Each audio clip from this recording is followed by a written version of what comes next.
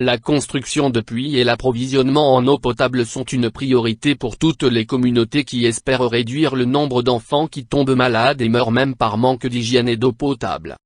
Selon les Nations Unies, plus de 840 000 personnes meurent chaque année dans le monde de maladies liées à l'eau. À Poste-Novicia de Kabouayi, les Salésiens de cette partie du monde ont achevé un projet de construction de nouveaux puits d'eau pour les jeunes et les Salésiens qui y vivent. Le projet d'eau achevé comprenait le forage d'un nouveau puits et l'installation d'une pompe électrique et de 3 réservoirs d'eau. Le nouveau puits fournit de l'eau aux jeunes qui participent aux activités de l'oratoire et même à la population voisine souffrant du manque d'eau potable. L'économe de la maison de Don Bosco à Kabouayi nous a expliqué comment l'idée de construire ce puits a commencé.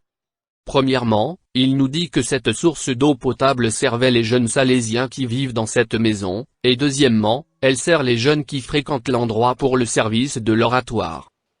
Moi je m'appelle Diomede Habyarimana, de nationalité burundaise.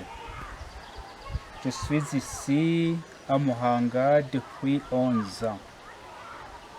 Et ici, nous avons de l'eau régulièrement, étant donné que, en plus de ces jeunes, nous avons ces 20 étudiants qui étudient la philosophie et qui logent chez nous-mêmes, qui mangent, qui boivent, qui font tout là-bas et qui ont besoin de cette eau pour garder la propriété, se laver régulièrement parce qu'ils jouent avec ces jeunes. C'est très intéressant. Sinon, comme vous nous voyez, ici où nous sommes, ici se trouve la source de cette eau. Cette eau se trouve à 67 mètres de profondeur, plus ou moins. Maintenant, nous avons régulièrement d'eau. Nous remercions les bailleurs de fonds parce qu'ils nous ont aidés à avoir des panneaux solaires. Donc des panneaux par lesquels passe cette eau pour être purifiée, surtout pour être dans les citernes que nous avons. Grâce aux informations fournies par l'économe, plus d'1 millier de jeunes fréquentent régulièrement le lieu pour des activités sportives telles que le karaté, le football, la danse moderne et traditionnelle, diverses activités sportives et même pour les services religieux fournis à l'oratoire. Financé à travers le Bureau de planification et de développement salésien, BPD, ce projet est une solution en termes d'accès à l'eau potable et même d'hygiène des jeunes qui participent aux activités de divertissement. Ce sont les panneaux qui produisent du courant, le courant qui aide les pompes que nous avons de l'autre côté à fonctionner.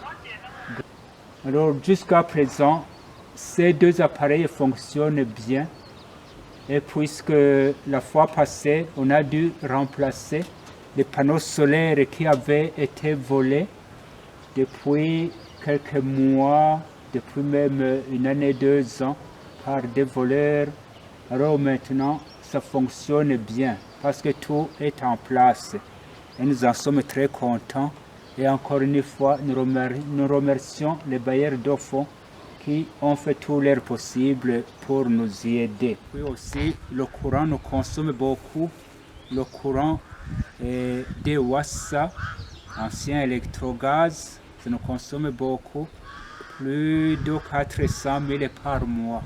Si nous avions la possibilité d'avoir des nouveaux panneaux solaires, en ce moment-là, nous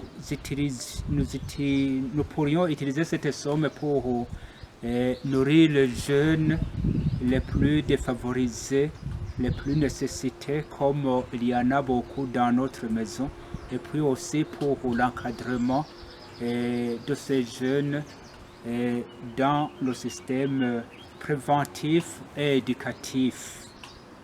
Nous vous en remercions beaucoup.